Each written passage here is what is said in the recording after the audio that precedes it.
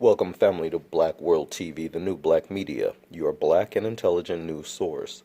So, family, today's video broadcast is about Italy, which reports 475 corona deaths in one single day, which is the highest single-day death toll for any country since the outbreak began. So, Italy on Wednesday recorded the highest one-day death toll of any nation since the coronavirus outbreak began, 475 deaths. As of Wednesday, the coronavirus had infected more than 35,700 people and killed nearly 3,000 people in Italy. Even at the peak of China's outbreak, its highest single-day death toll was 150, and that was back on February 23rd. The COVID-19 virus has brought the Italian healthcare system to the brink of collapse in a matter of weeks. So Italy reported 475 deaths from the coronavirus in one day, its civil protection agency said on Wednesday. That's the highest death toll reported in one day by any country since the coronavirus outbreak originated in Wuhan, China, late last year. Even at the height of China's outbreak, its highest single-day death toll was 150 on February 23rd. Iran and Spain, both struggling with large outbreaks, have not recorded more than 200 deaths in a single day. As of Wednesday, the coronavirus had infected more than 35,700 people and killed nearly 3,000 people in Italy.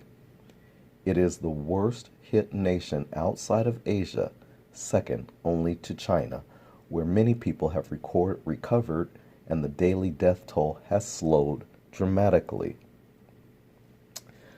Globally, the number of coronavirus cases has surpassed 212,000, and the number of deaths is at more than 8,700. Italian Prime Minister Giuseppe Conte put the entire country of 60 million people on lockdown on March 10th. Only pharmacies and grocery stores remain open, and a 6 p.m. curfew is being enforced. The European nation is home to an aging population that is particularly vulnerable to the virus, which causes an illness called COVID-19. The coronavirus outbreak has brought the Italian healthcare system to the brink of collapse in a matter of weeks, with overloaded hospitals, a shortage of beds, and a lack of medical resources. That has forced medical workers to choose who to treat first. Well, family, you can best believe that those numbers and those situations that are happening in Italy have definitely and will be happening and affecting us here in America. Our healthcare system is already impacted greatly. But anyways, I want to get on to something else because I found another article very, very important. So let's get to that. So family, on the second part of this video broadcast, I just want to cover some of the issues that I see covered in mainstream media, the headlines which read things like, why are there so few coronavirus cases in Russia and Africa? Now, it's interesting that world leaders, scientists, and whatnot, they're all concerned why there's fewer cases in those areas, when the main concern really should be about finding a cure. You would think that that would be the main concern, but we get people who work at these news outlets who come up with titles like, why are there so few cases in Russia and Africa? We're going to go over that for a second.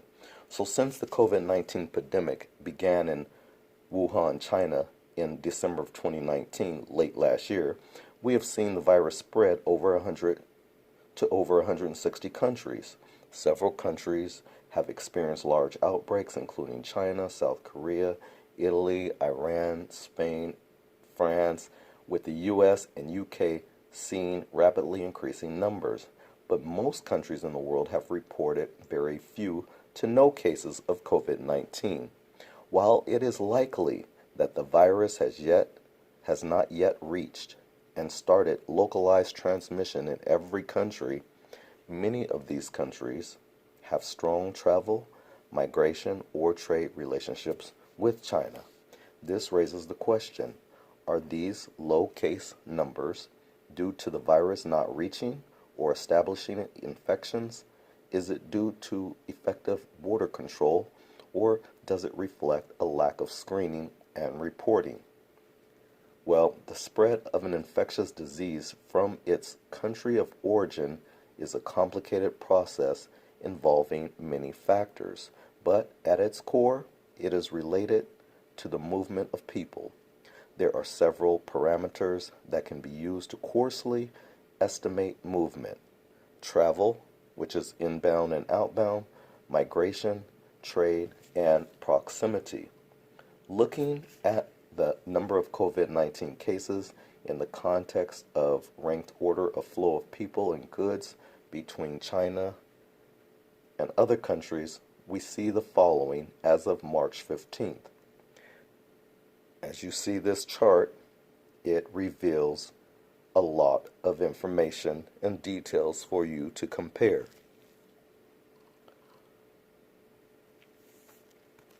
So while this is a vastly simplified analysis of population movement, it is striking that there are only 63 cases reported in all of Russia. Given that Russia has very strong travel, immigration, and trade relationships with China, its very low case numbers raise questions, especially as other countries with comparably close relationships are experiencing significant local transmission.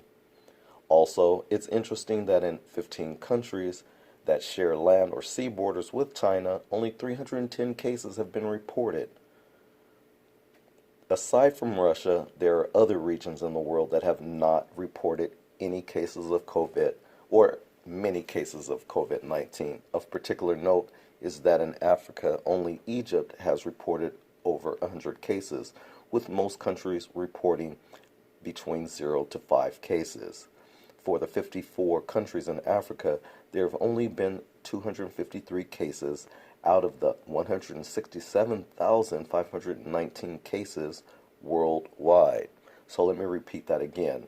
For the 54 countries in Africa, there have only been 253 cases out of the 167,519 cases worldwide.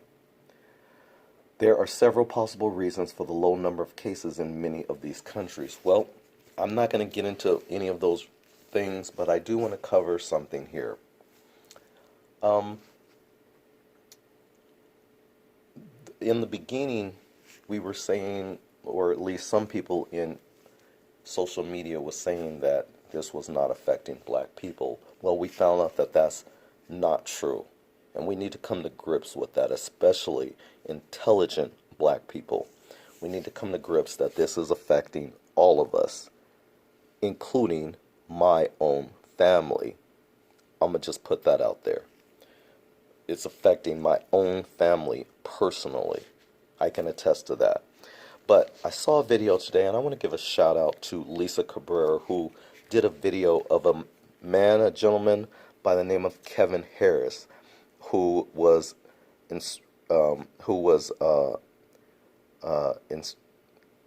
had to go to the hospital out in Ohio. This man had contracted the coronavirus, and he described some of how he felt. And that video was very eye-opening because, number one, we're dealing with a black man. He looks like he looked like to be pretty healthy. He didn't look like he was, overweight or seriously underweight or anything. He looked like he was pretty healthy laying in that bed, believe it or not. But nonetheless, he talked about his experience with coronavirus, and I just want to cover a couple things that I found very enlightening in her broadcast. So he talked about his pain that he experienced, and I think this is important. He talked about his pain on a scale from 1 to 10. He described it as a 15. That says a lot. He also says that the doctors gave him a cocktail of vitamins, which he says, uh, involved a lot of vitamin C, a lot of cough medicine. And what raised a red flag to me was when I heard her say that he mentioned that they gave him an experimental, quote unquote, experimental antiviral medication, unquote. I say that because I'm always, always skeptical of the doctors and hospitals doing that, especially to foundational black Americans.